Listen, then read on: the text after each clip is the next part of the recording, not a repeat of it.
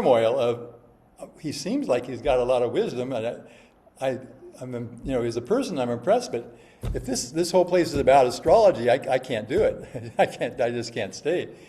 And then another part of me started to say, there's something that you need to bring to this place. You need to bring some kind of I don't know what it was, a gift, a skill, whatever it was, that I didn't have at that point. I didn't have it. So at the end of August, I decided, okay, I'm not going to be staying here right now. So I went back down about 2 hours from Ananda Village, is a University of California at Davis. It's a branch of the University of California system. And I walk up to so I thought, maybe I should learn to work with children. And that was a novel thought. And here it was, the beginning of September, and the school term was starting in like 2 weeks. So I thought, well, okay, I'll just go see what's happening. So I walked into the office of the education department and presented myself. And the lady said, oh, yeah, you could apply. The applications close October 15th for next year. So I was a year behind.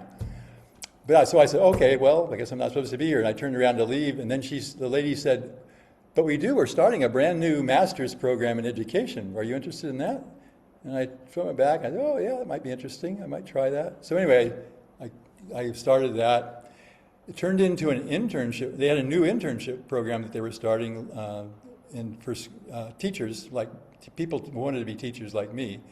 And so over the next 2 years, I ended up spending the second year teaching in a public school in California, second and third graders, and I learned immense amounts of things from the kids. I learned almost nothing from the education department. And I felt like that was Master's gift. He was guiding me even then, even though I didn't know it at that point. Because for one thing, I was assigned, when I got my class, I was assigned a mentor teacher. Mentor's teacher's name was Hap. And he's the idea that the mentor teacher comes in and watches you teach, meets with you regularly, gives you a lot of guidance and stuff. He never once came in my class. Not once. I think I only met him once. I only saw him once. And I asked somebody at some point, I said, what happened? What would happen to the mentoring program? And they said, oh, well, Hap is your mentor. And I said, yeah, but he never comes around. He said, oh, well, that's probably because that's how he got his name. Do you know why he's called Hap? And I said, no. He said, because of happy hour, which in California, it's the time when you go to the bar in the middle of the afternoon and you drink up. So anyway, Hap had other things to do. So I was just there on my own. And I had a principal who was very, very good man. He was supportive of whatever I wanted to try. Some interesting ideas came up. One of the ideas that came up was the basis for the award ceremony. That was from that year. Just kind of the idea came even then, and we had developed it over the years. But so anyway, at the end of the 2 years, I have a teaching credential. And I've been visiting Ananda, and I know that Ananda is more than astrology, and I've decided that this is where I want to be. So I arrive on a Friday in late June or early July, I can't remember the exact time. And I'd been visiting, off and on, because it was only 2 hours from where I was going to school, and so I knew a lot of the people there. And the parents had heard that I was getting my teaching credential, and the community was desperate for a school. The children were getting very out of hand. It was the height of the hippie movement in the United States at that point, when we were really close to San Francisco, so we were right in the fulcrum of this whole energy. And part of the hippie movement was no rules, no discipline, no structure. And so the families were dedicated to that, but they did want a school. They did want a school. So they met me when I arrived on Friday. They met this contingent of parents that came up to me when they saw me there, and we talked to me and said, "We really need a school. Would you start one?" And I said, yeah, well, yeah, when? They said, how about Monday? So then I said, well, where? Where would we have it? And they pointed to this shack. There was the community had been in, if those of you know Ananda's history, the community had started a year earlier on July 4th, 1969. So enough time had elapsed where people came and they took every conceivable place that you could put something, either for a storage or for a housing, or it was an old farmland that Nanda had bought, Swami had bought, and it was pretty run down, but people just moved into different places. Well, this one shack was still left a year later, so you can imagine what it looked like.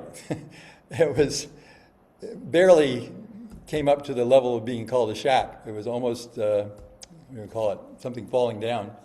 But that was what was theirs. And there were 6 children. They were between the ages of 4 and 8. And so we spent the weekend cleaning up the shed. And then, we started school. Now I'm going to just sidetrack here for a second to show you, I've shot, it's not chronological, but it's the best one I have. Let's see if I can, here we go. Okay, so this is the shot of this was about probably 1971, no wait, 72, this had been about 1973, 74. We're actually not in the chicken coop anymore. We only stayed about 4 months in the chicken coop from July through October before it got painfully cold. And we moved up into this building we're in, which was a schoolhouse that the parents had been building for the last year. It wasn't finished. It was, the walls were up. There was no insulation. There was no wall covering on the inside. We're on the second floor here. There was no stairway up to the second floor, so we had a ladder. But there was a carpet, as you can see the carpet. And here there's not more than 6 kids. There's 8, 9, 10, 11, 12. 13. So yeah, there's about 12 kids here. So that it started growing because there were a lot of families coming. And here we actually had some desks, which we didn't have in the beginning either. It was our first job, was creating desks because we didn't have any furniture. And that, you can imagine being 7 years old and being your first project in school is to build your desk. So we started, having classes, and we're back now. I'm back down in the chicken coop era, and but the kids, they'd show up one day, they wouldn't show up the next. They might come in the middle of the morning, they might leave in the early afternoon, because this was the hippie era, and that's what people did. And I realized I wasn't going to be able to teach that way. So I said, okay, we're closing the school.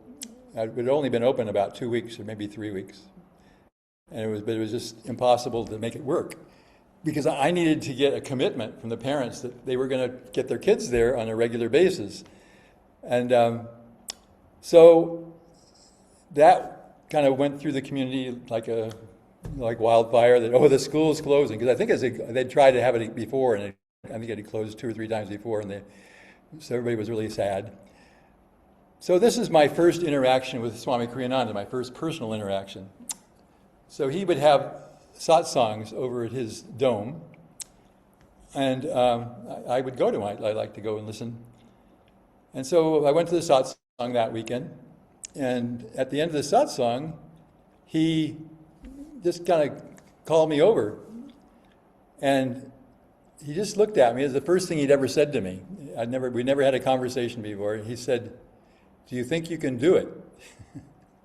And I was like, in my mind, we were just taking a vacation on this, not like a break. We were taking a break from the school, and I hadn't even thought about not coming back. And I just looked at him and I said, "Oh, I hadn't thought of it that way." And that was our first conversation. And he must have been satisfied with it, because he just kind of, okay, and then we went on. I went back and started meeting with the parents and got a commitment from each of the families, and we reopened the school, and then they've been going ever since. But I wanted to take that comment. I'm going to stop with four things. The first four things Swami ever told me about education for life. And this first one of, can you do it? Do you think you can do it? And it was a test of willingness, and also a test of commitment that this was something, this was a project that was worth doing. And I wanted to ask all of you to just take a moment, and if you have a little journal or pad to write it down, you can write it down on a computer or something. But just think about the idea of willingness to deal with the situations that come up in the flow of education for life. There's countless, constant ones that all of you are aware of. But just reflect a little bit on that willingness. How does it come up for you? How do you respond to that kind of, when there's a challenge like that? What's your, what happens? Just take a minute. Just kind of, you don't have to write at length, but just some notes, because we'll have a chance to share that later, I hope.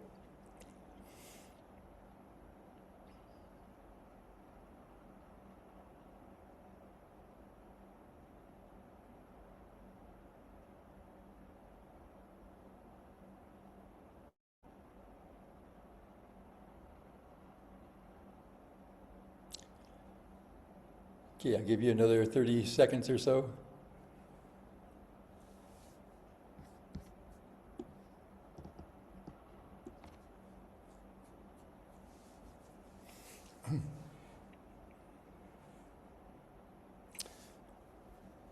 Okay, so school goes on. It got really cold, like I said, as October ended, and there were these gaping holes in the chicken coop. We put big sheets of plastic over it, but the wind would blow so much it would billow out, and just the chaos in the classroom. So that wasn't going to work. So we decided we would just move into the new schoolhouse, even though it was incomplete. One of our activities, we did have heat and we were dry, which was nice. But it was an oil stove. I'd never had oil heat before. But one of the things the kids and I would do, because there was no real road down to the school, and that wasn't good enough for the oil truck. So what the oil trucks would do, they come and they would unload these 50-gallon barrels of oil at the top of the hill.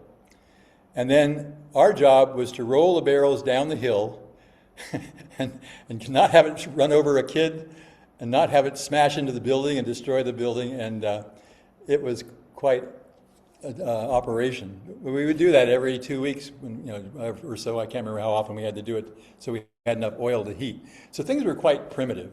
There was no bathroom. There was no running water at that point. That was one of my first jobs, was to learn how to be a plumber.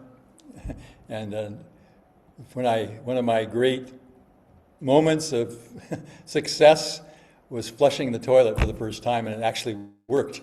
And I was amazed that it did. So I couldn't find nobody else at the village knew plumbing at that time, and we couldn't afford it to hire somebody from town. So I had to figure it out. That was part of my teaching resume at that point. So anyway, when we started, we had some successes, and we were getting to know each other. And so it's about, I'd say, the end of October, it would have been later. It would have been about probably sometime in late November of 1972. I thought, I really don't know what I'm doing. I don't know what it means to have a spiritual school. I know what a religious school is about. I was in Catholic grammar school for 8 years, and so I knew all about a religious school, and I knew I didn't want to do that. But I didn't know what I was going to do. So I made an appointment to go see Swami. And so this is our first, intentional connection.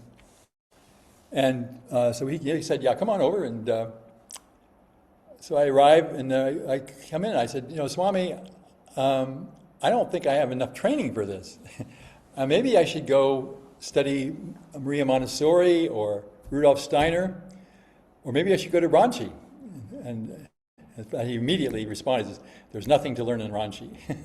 And I validated that about 8 years later when I went to India and visited there. It was a school that Master had founded, had lost its inspiration. I don't know what point, but at least by 1980 it was completely gone. One of the men I met, a man I met there, an Indian man, we were talking, he says, oh yeah, I'm an educator in India. They've asked me to take over the school.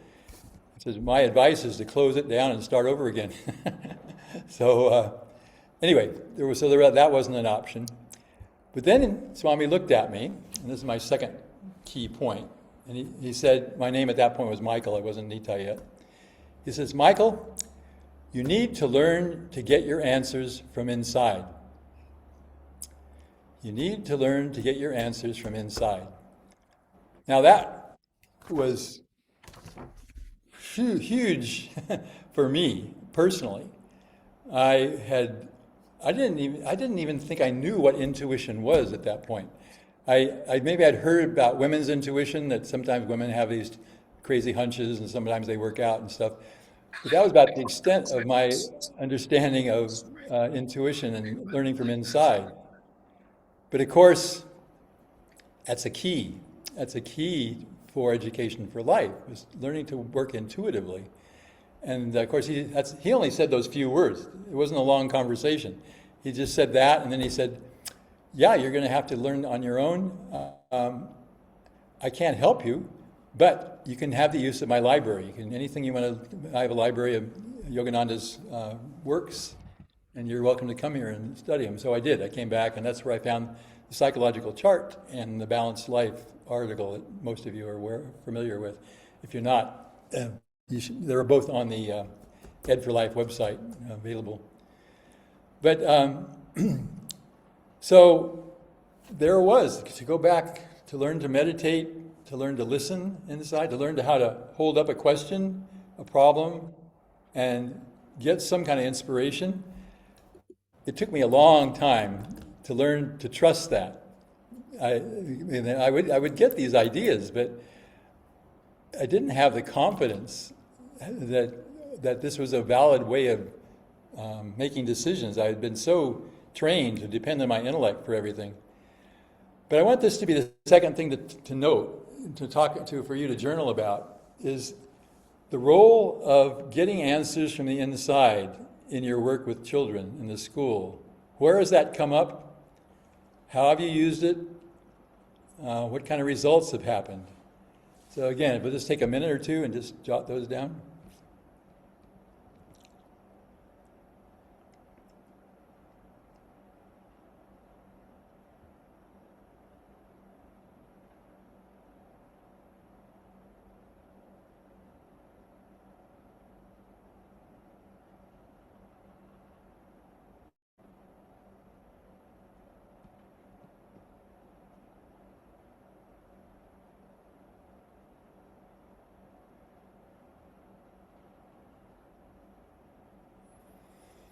Okay, another 30 seconds.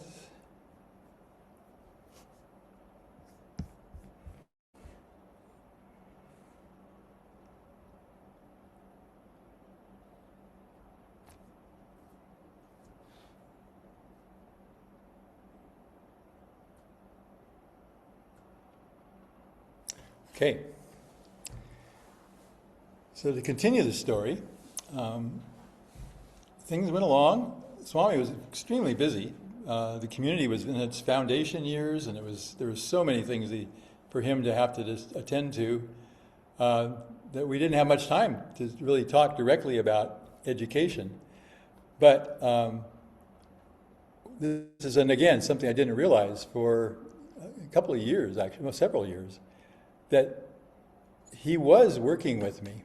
But he wasn't working with me outwardly. He was working with me inwardly. He told me I had to get my answers from inside.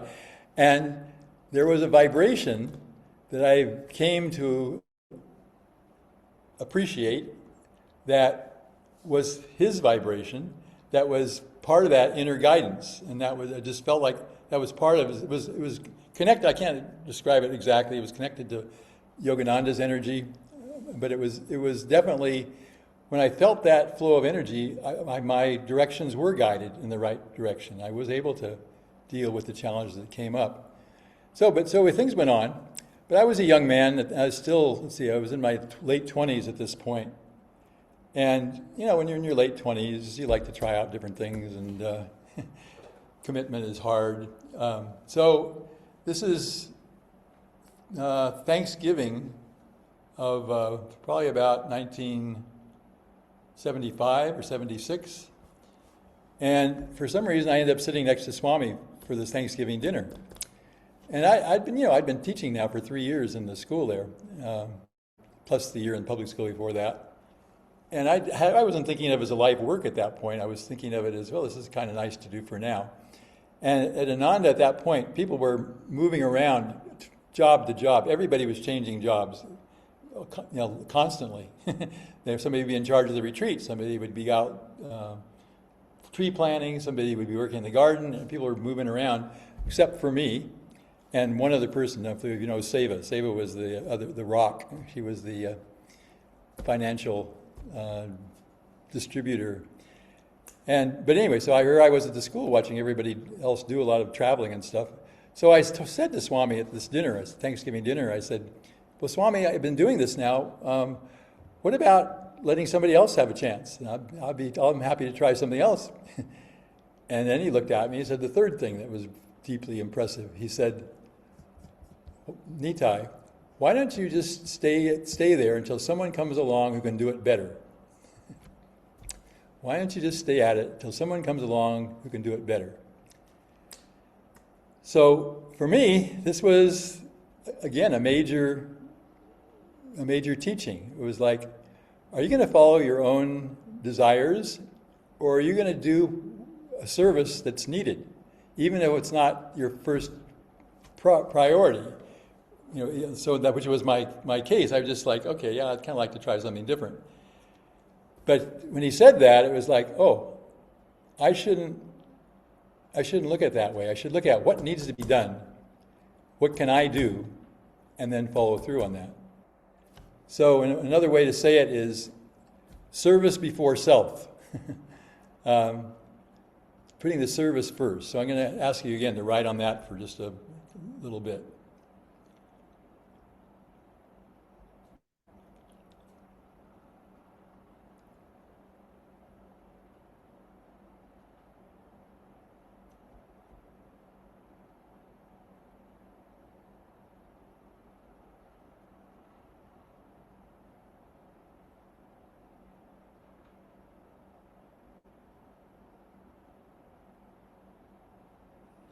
Okay, almost done.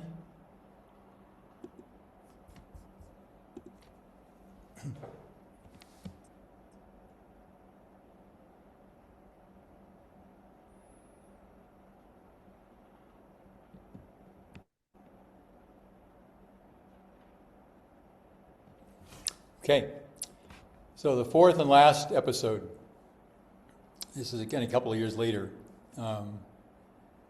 And I've told this story probably 1,000 times, so almost all of you have heard it. So I'm not going to tell this whole story. But we were trying, I had come up with the idea we needed to learn these life skills. And this life skill that was staring us in the face was cooperation, because the kids didn't know how to cooperate with each other, which caused constant upheavals, people getting upset with each other.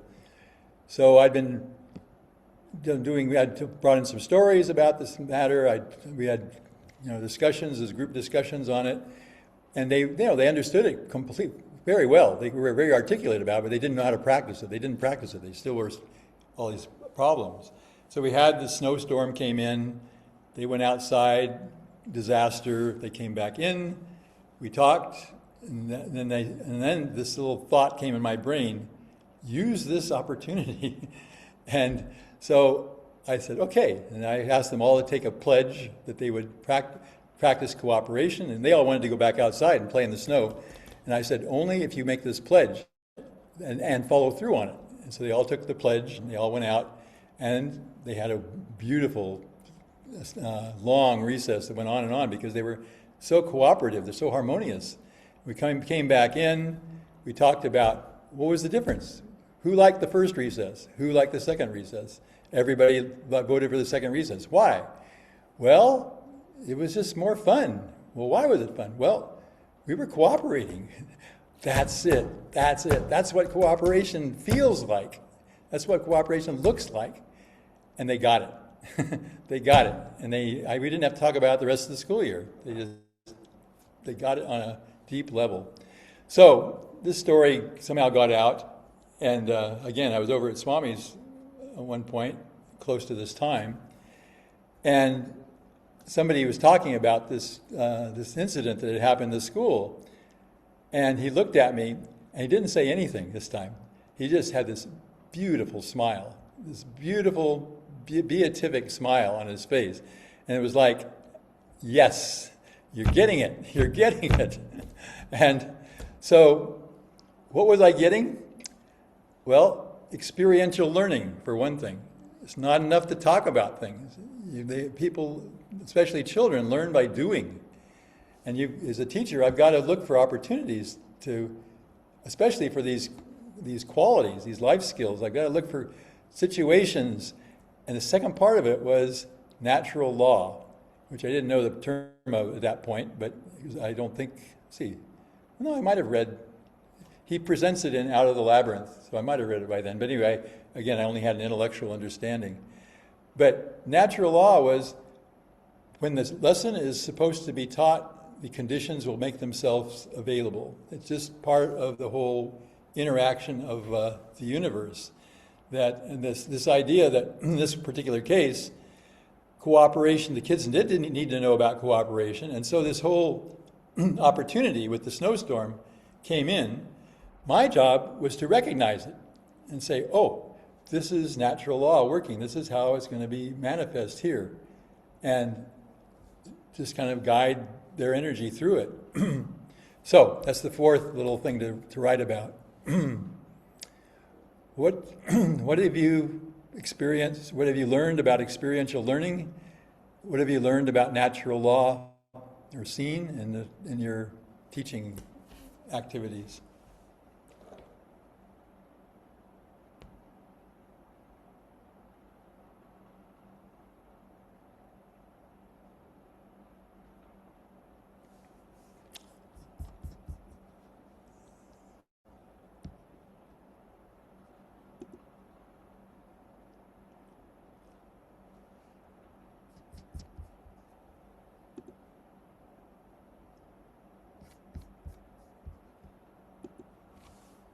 Okay, another 30 seconds.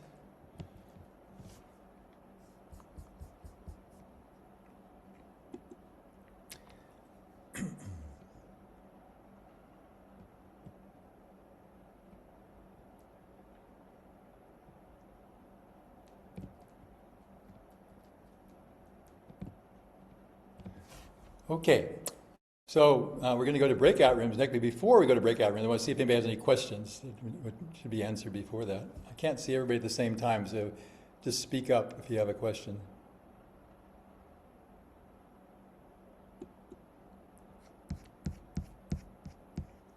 Okay, no questions?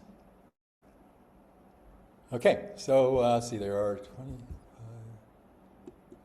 Irene, do you have any idea how many people are in total? 31, okay, I just thought. Okay, so we're going to break up into five breakout rooms. It's going to be random, and there'll be about 6 people in each room. And it's just a chance to share your thoughts on these 4 principles that I just went over, or if you'd like to just share other things too. We'll have another breakout session in the second part that's more structured by age, but these are the people, and just it might help if you identify somebody to be a facilitator. And the job of the facilitator is just make sure everybody gets a chance to share, and then if we have time, the facilitator would maybe share a highlight or 2 when we come back. Okay. All right. So let me just.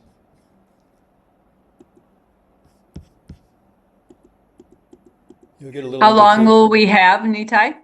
You'll have about 15 minutes, okay? So now I would like just whoever was the facilitator, or at least one representative of the group, just to share a highlight, a short highlight, maybe just a minute or two, just to kind of give a flavor of the different conversations. Who was in group one, room one? Uh, what That were was me. Well, it was Okay, us, but good, great. Ivan, you start. um, we're talking about how the themes are inherently interwoven. I can hear myself. And I'll mute myself. Okay, there we go. Thanks. And how the particularly willingness and well, actually all of them, intuition, service before self, they come together in recognizing whether you have a relationship with, you know, a figure you call God, or something that is just bigger than you or your own highest self.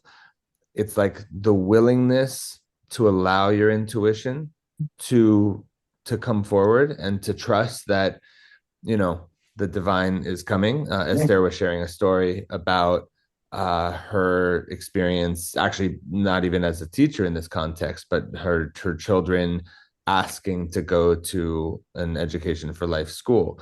And, you know, the particulars aren't important, but it was, you know, 300 miles away from her house, is where the school was, and just it was 2 weeks before school was supposed to start. I happen to be a teacher at this school, so this is also a highlight in my life as well. And just sort of looking, I mean, in her case, she looked at the picture of Yogananda and said, well, I don't know how that's going to happen, but you probably do. And so, you know, let's, if it's trying to happen, let's go. And I feel like that is such a, I mean, that's a microcosm of a theme that happens every day in classrooms. Is like, well, I don't know how to help this kid. That they're not learning this thing, they're not feeling this way, they're not whatever it is, but somebody else does. And when you have the willingness to step out of the way, a lot of magical things can happen. Anytime you're muted. Thank you, Aryan. That was beautiful. Okay, second room. Who was from that room? Somebody was in room two. It was us, Anjali, Anjali, that's yeah. us. it was Anjali. us? I thought we were room 3, but anyways, I didn't remember it. So yeah, we went more like question by question or topic by topic. So we just spoke about first 2 topics. And what was the first thing about willingness? We were a bit joking, but thinking it also seriously, that first we have to be willing to possibly be willing. Like first to open to the willingness, to be willing to actually try it out. And of course, we all feel like we have that willingness, otherwise we would not be working in the school. And we were also talking about sometimes you feel like you get too much and there's too much challenges, but still, you know, the saying, God never gives you more than you can take, helps us to just go over it and be willing to take whatever comes. And then we were talking about the role of intuition and trying to discuss it and understand first what intuition really is, like trying to discern the real voice of intuition from the voice of our ego, desires, our mind, and so on. And then the second thing, being really willing to listen and follow the intuitive voice, because sometimes we feel it, we hear it, but the mind and maybe the ego part, it's still more strong and doesn't want to follow the intuition. So this was kind of our thoughts on these 2 points, and then we didn't get to the second and to the third and the fourth because you took us out of the room. Would you rather spend more time in the room? Oh, yes. Oh, Yes, that's good to know.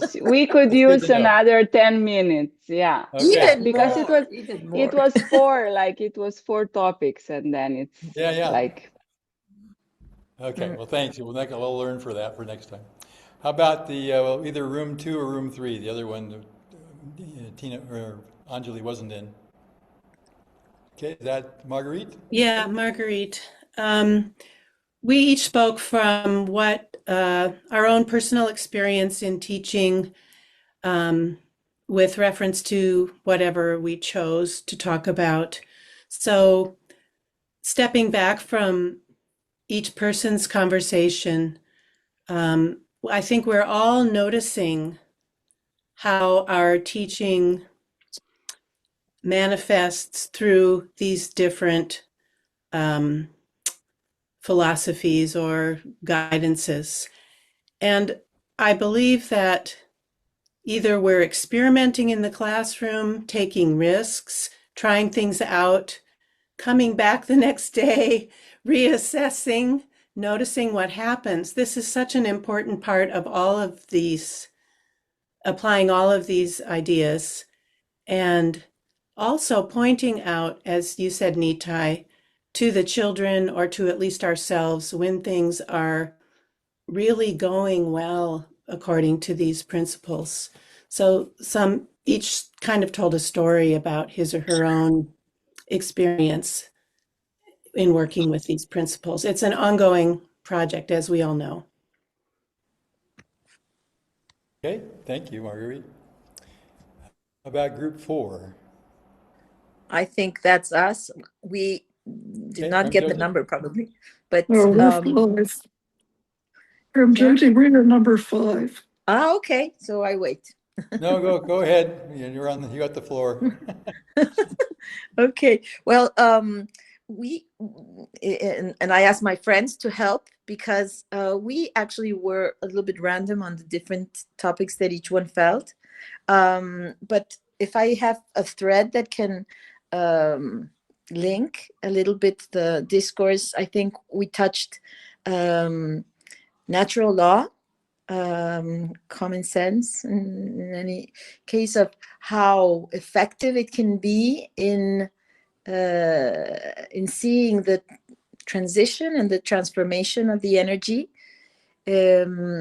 So yes, each one shared a story, or we could not all share because there was not enough time. So yes, we would have really appreciated more time for sure to be able to finish the round. But it was very beautiful. The stories that were shared were important to give context to this theme. I don't know if Prisha or Mirabai, you have other things to complete. Either one of you want to share?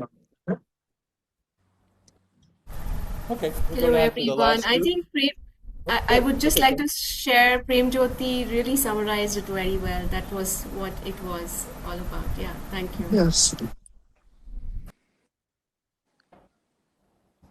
Okay. Last group. Yeah, I'll jump in here. Group 4.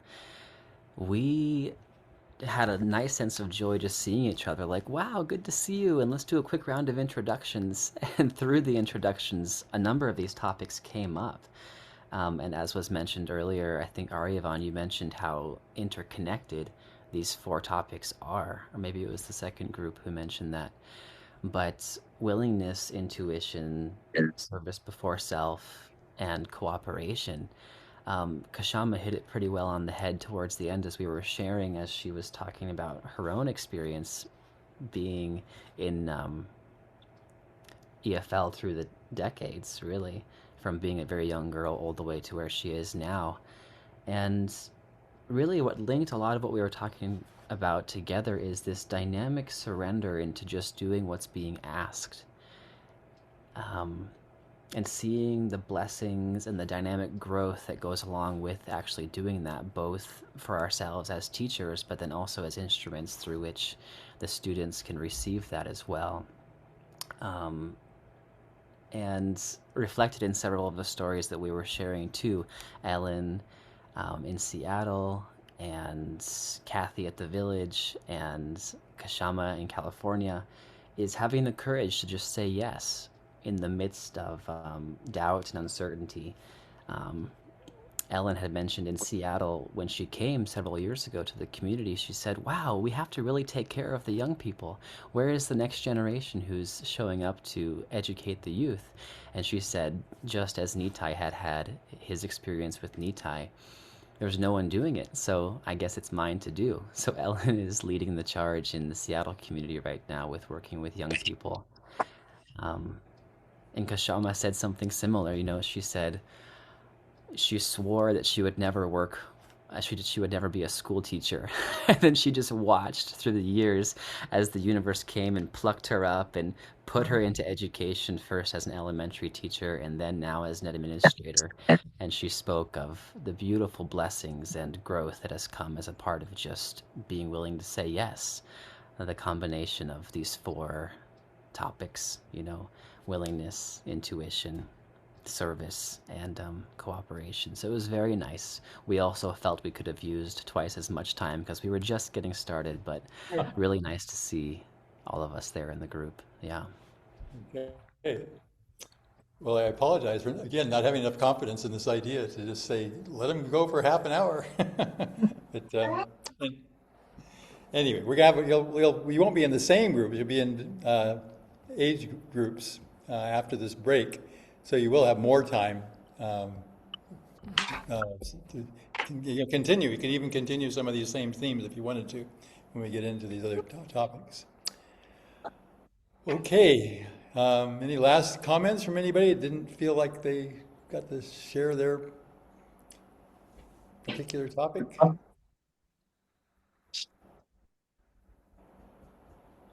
Can I just say one thing, Nitai? I'm so happy to see so many new people. Beautiful pictures from, I imagine, Afghanistan. And we have a couple of people from Afghanistan. Tabassum, Prishta I saw was on, and then Mina, I think was the other one. So, yeah. And some of them are actually involved in getting the Yoga Institute launched next September. Some of them are going to be students in the courses there, so glad you could come. All right, we're going to take a very short break, just so people are going to have a bathroom break or whatever they need, so we'll come back in about 5 to 10 minutes, okay? See you all then.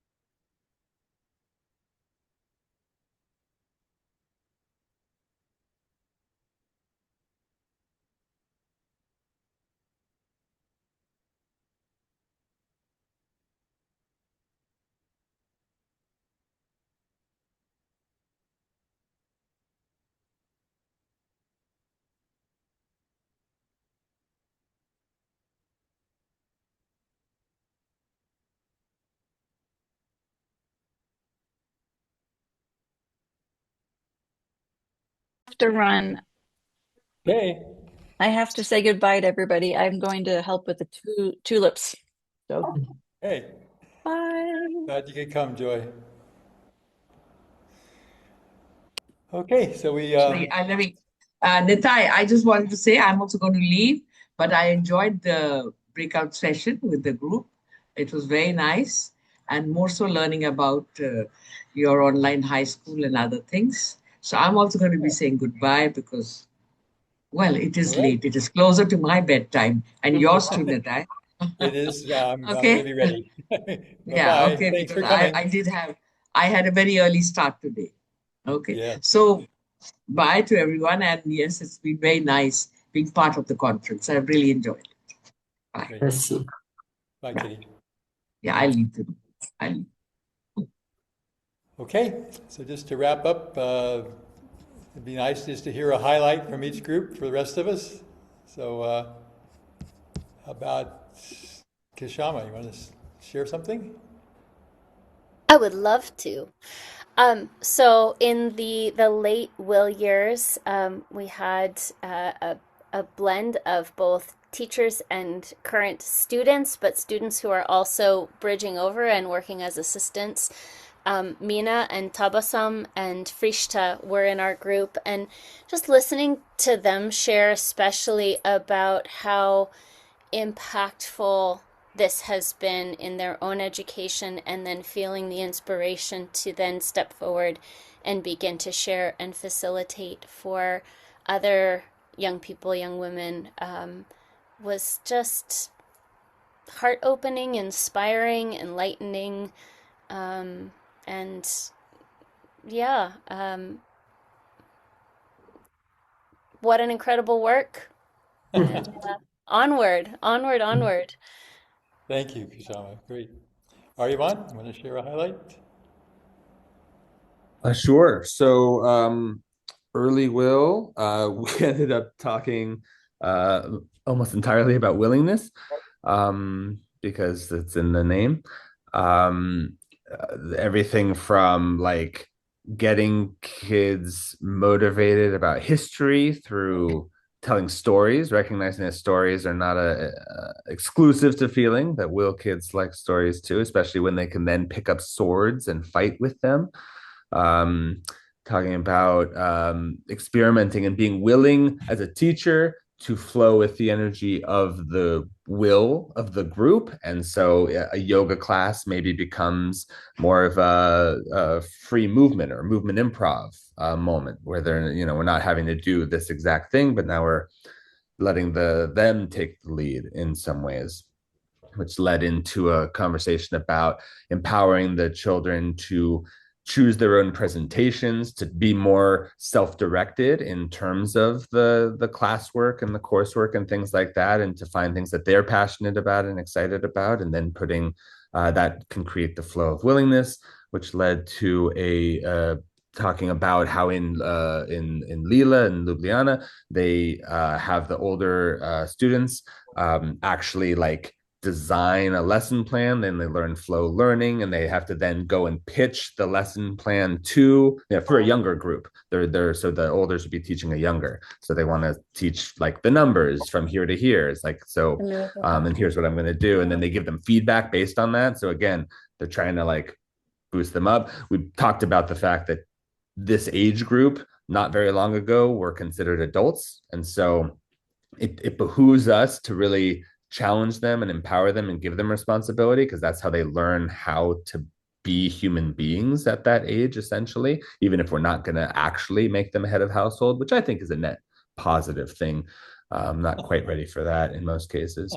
And then we brought it all the way to homeschool, where we have a parent who's also a teacher, and the dynamics that can bring out, and sharing about how, if you try at the will years, they're trying to figure out who they are, and if you try to tell them who they are, that is not going to work out well. But if you try to learn about who they're trying to become and guide them towards that, that will be more successful. I think that the will years are the neglected period.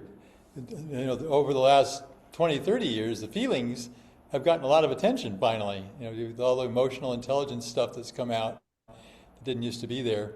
And then the body, we've always had, some kind of physical education, and then of course the intellect got all the attention. But the will, it's really usually a missing component, especially, and it's so crucial with teenagers. Teenagers have got to develop their will somehow, and if they don't get good models, they find other ones. So anyway, good work. Keep it up. Craig, late feeling years. All right, so we kind of went over what I noticed helps make our day really successful for all the students in order for them to rise towards their high self, which is our morning routine. And I kind of think of our morning routine as almost like a linear progression of how you would start with like your body and then focus on your feelings and your emotions. And after those needs are met, then you can ask the kids to start thinking with their minds. But if you try to jump right into their minds with no movement, they're just going to be twitchy all day. So our morning routine is really about physical exertion and getting a sweat going.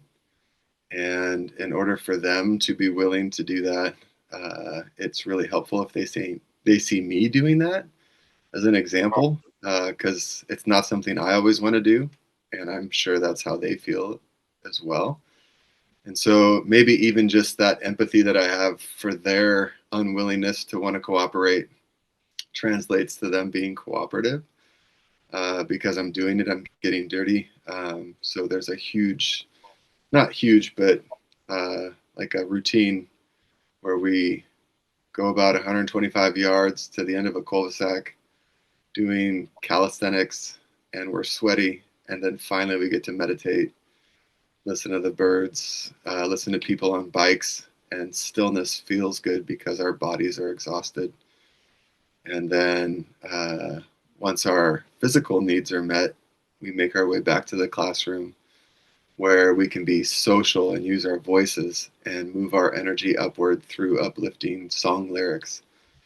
And the kids are so excited about sharing with each other and expressing themselves here that they create movements to a lot of the songs, like Mr. Seeking Freedom, or they create funny lyrics to the song like Brothers, where they're saying sisters or mothers at the end.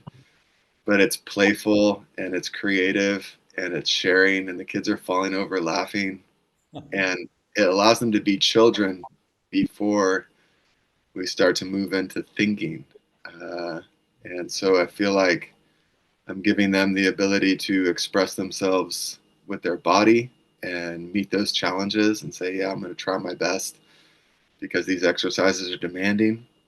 And then the freedom to be with each other harmoniously through song. And then finally, after those things are given, now I'm going to ask that you focus with your minds on your independent math work. So it's almost like a prerequisite to me asking them is like, here, I'm going to give you this. And then you have the freedom inside of these things. And they're like, okay, he gave us that. Now I'll try out what he's saying. So. Yeah. Great, Craig. It sounds a balanced approach. Thank you. Let's see, Cora. Yes, so we shared about what is the life of an education for life teacher in the early feeling years. So we just mentioned the magic of this moment in the life of a child and how we have this opportunity to let go of ourselves and to allow to the beauty to be manifested. No, it's not about what we say, but it's about allowing beauty and all this connection to happen, connection between the children and between us and the children. So all of this, like the privilege to be there with them. And it was actually even an opportunity to share like things that are kind of more, not difficult, but delicate, maybe, that we don't have answers. Because we have some beautiful people that are very expert here. So it was an opportunity for someone just to share situations that are kind of an issue. and just seeing together that that is not actually a big issue, but is actually maybe an opportunity to transform a connection with the parents or be more aware of what is appropriate, public, private, like boundaries. So that was really a special moment too.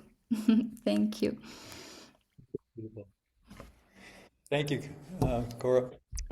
Now, I don't know if Esther has much to share, because maybe you had to have a conversation with Joy, right? Yes, it was about Joy and Esther. So good things is Joy is gonna come to Palo Alto. We have to make it happen this year. But we also talk about challenges that she's going or what's going on at the village, our challenge, and we share that that sometimes from what we started to where are we now. And one of the classes that I took lately, like Swami used to say, you need to see your spiritual improvement. You cannot check what happened in a month or 2 months, in a year. And I think he suggested you need to see it over 10 years. So although I was looking at, okay, how much effort putting into, training teachers and creating new leaders so they can share more and more. And I got to the point like this year, I'm like, I don't know, is this working? I'm putting a lot of effort here, and then it goes here and it goes there. So I thought 15 years ago, that I started to strong where I was gonna go with EFL, and I'm like, did I go somewhere? So and then I was like, okay, well, let me see what Swami said. Look over 10 years, and what we were also sharing is like EFL has an energy itself and a vibration itself. So although at this moment I don't have the teachers training EFL, there is a specific energy of how to express EFL and how to express it through the centers. And for us, it's kind of easy, or I have the experience of expressing it for the body years in that freedom of movement, of teaching the letters, of teaching the numbers, with sand, with water, using all these elements. So that although there is not right now at this moment teachers trained over the years in EFL, the classrooms, the schools of the leaders, it's there. And when you walk in, it is a vibration that you feel. And it's a community that is unseen. So if that's what I feel lately, that it is already a community. So whoever comes, they're gonna plug into that energy, into that vibration. And you can express it. Sometimes we don't have the proper teachers, but the energy, the vibration, you can express it to what you do. And it's a way to plug into EFL. Thank you for your perseverance, Esther. All right. So we'll go into our closing session. I'm going to ask, since we have Tabasum, are you the only one that's left? Did Frishta and Mina leave? But I'm going to read a poem from one of the Afghan girls that was about her experience. This is from Samreen, who was the original girl. And then if Tabasum wants to add anything afterwards, I'd be happy to have you talk about your experience in joining a Living Wisdom school. So I'll show you, see if share it.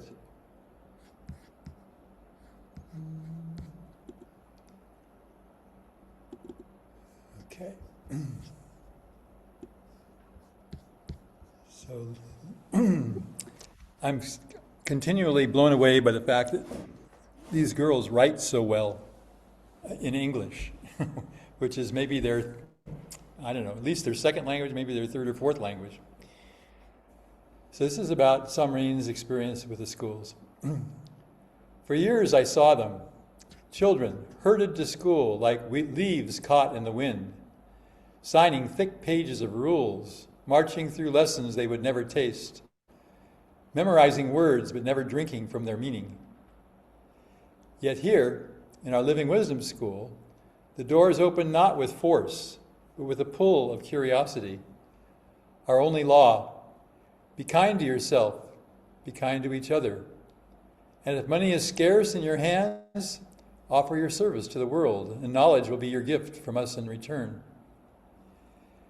People say that even in in-person schools, under the watchful gaze of principal and staff, students lose focus, lose their taste for learning. But in our online school, hearts and hands work with devotion. Our founder reminds us, happy students learn better, and they are right. In our classes, cameras glow like small windows to each soul, smiles bright as morning sunlight. Students arrive early, not dragged by duty, but carried by their own eagerness.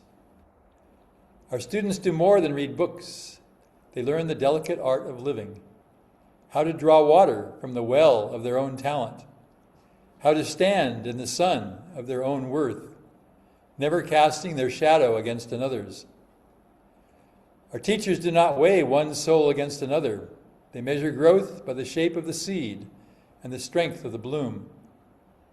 Here we do not only crown the fastest in math or science, we honor the spark of curiosity, the fire of creativity, the steadfast wind of determination, the rare colors each spirit carries. And how bright it is to sit not at wooden desks, but across glowing screens of Google Meet with voices from every corner of the earth, threads of respect weaving us together, friendships that do not fade with the season, laughter spilling like light from one home to another, and learning, always learning, side by side. Okay. That was, so it's been such a dramatic journey with the girls from the time that the Taliban shut the schools, literally almost overnight, and with armed guards stationed to not allow any females to enter. And there was a lot of despair, depression. Just, you're 15 years old, 16 years old, and maybe even younger, 12. And all of a sudden, your future is ripped away from you, and nothing's in its place. Just go home. Go home and get busy with the housework. And after almost all of them went through a period like that, and then there's got to be something. There's got to be something else. And they started looking, and then they found the online was available, and then the path led them, to us and other people that are working with Afghan girls too. Tabasan, do you have anything you want to add to what I just said?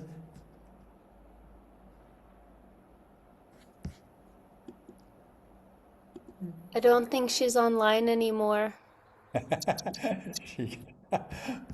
she knew she was going to be called on, she decided that there was something else to do. Yeah, they tend to be shy. Especially, I was really impressed that they actually came to a meeting like this. So it's encouraging. I could share something briefly that they shared in our breakout group. Yeah, thanks. I believe it was Frishta who was sharing, but she was speaking about working in the realm of the wholeness class and sharing principles of psychology with the girls, and just how important it's been for her, and it seems like for all of them, to be starting to break down these taboos of not being allowed or encouraged to explore their own feeling nature and share openly about the joys and the struggles of life, and just how they're growing and changing and evolving, and what a free space is created through this school, and the just personal transformation that she feels herself going through, and then being able to facilitate that and create space for other young women to do the same. And she just was sharing that there's this incredible reciprocity also, that she's learning so much from them and them also from her. I mean, and they're very close in age also, but I felt like that just encapsulated so perfectly what we're all working to do, you know, to learn from our students and to share with them and to just continue to glean wisdom and insight and inner transformation and awakening through this work. Yeah. Yeah, it's been a wonderful exchange of energy. The Westerners who've gotten involved in the school get at least as much as the Afghan girls do on the other side of it. Samarine's poem mentioned it in one line that they don't pay tuition because the Afghan economy is so bad. But what we do ask is that they do service. So instead of paying money, they pay hours of their time, and they go out and they find things to do in their neighborhood, and it's very inspiring. Nitai, David, you have a question? Yeah, comment? yeah, I could jump in here for a moment as well. I have Tabassum in one of my classes in the online high school. And just to mention about that quality of reciprocity that comes back and forth, I have had 4 of the Afghanistan girls in my classes over the last 2 years in the high school. And the quality of care, intention, dynamism, engagement that they're bringing to the classes, they're just so hungry to participate in higher education. And what they bring to the class, it's actually a felt loss when some of them are absent from the classroom because of the energy that they bring. So as a teacher, it's like, wow, it's actually so much of a help to have their presence in the classroom, and for how little extra effort it is for us to include them in our flow. They keep reflecting back to me how helpful it is to have this life thread of connection. So putting in a plug here for the experience of being a teacher too. Yeah. Yes. Beautiful. Thanks for sharing that, David. Okay. So we'll come to the close of this. I have a couple of songs to sing for you, and Irene has a. Oh, do you want to explain the activity, Irene? It's we could all sort of mute. Nitai's going to play the song that you guys are supposed to sing along or move your mouth. And then, so there's 2 songs. If people want to put things in the chat, just, just because sometimes we like to chat between ourselves, then that you can do that too. Okay, thanks.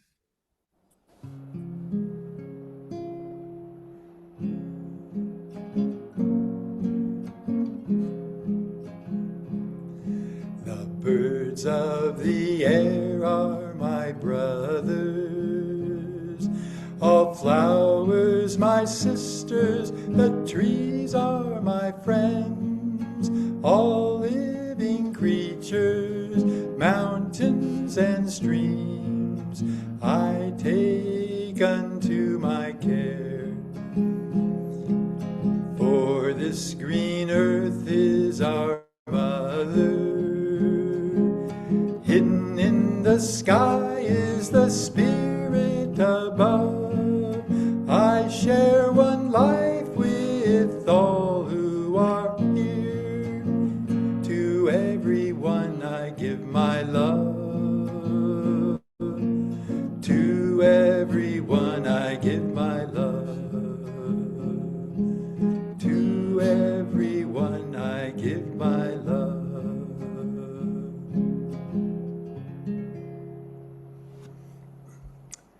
That's thanks to Bharat, of course. And then Irene asked for that one, and then I started to look at it, and I thought, oh, there's this other song that goes with it that I haven't got a chance to play for a while. So with Beauty Before Me.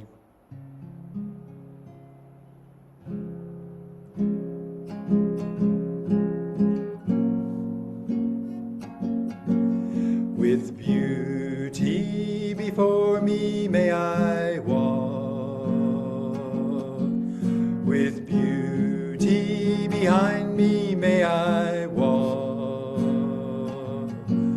with beauty all around me may I walk this earth, wandering on a trail of beauty.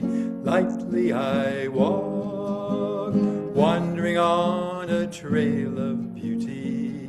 Lightly I walk, with beauty above me may I walk, with beauty below me may I walk, with beauty all around me may I walk this earth, wandering on a trail of beauty. Lightly I walk, wandering on a trail of beauty.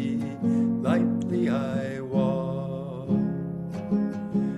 with beauty within me may I walk, with beauty without me may I walk, with beauty all around me may I walk this earth, wandering on a trail of beauty. Lightly I walk, wandering on a trail of beauty. Lightly I walk.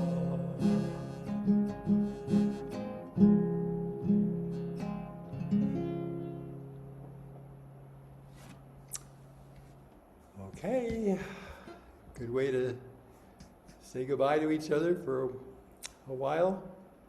Great to see everybody. And, we'll come back. We won't have a regular conference this summer because of the centennial. There'll be a EFL portion of the centennial for those who can come and also watch online. But then we'll come back in probably mid to late October for our next mini conference. Thank everybody for making it a success. Thank you, Nitai. Thank you, Irene. Thanks, everyone. Lovely to see you. Thank Thank you. you. Thank you so much. It's been beautiful. Thank Thank you. you. Thank you. Everyone, Thank good to see you. you Bye. all. Thank Ciao. you. Bye bye.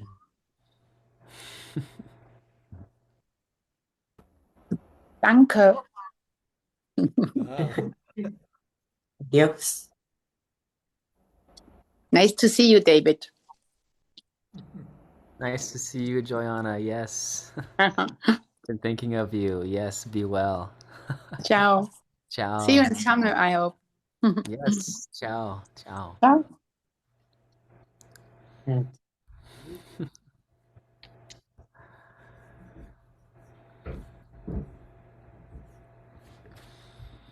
Monica. Hey. Monica, wonderful to have you here. Thanks for having me. Aw. Anytime, anytime. Good to see you, Noran. Okay. All right.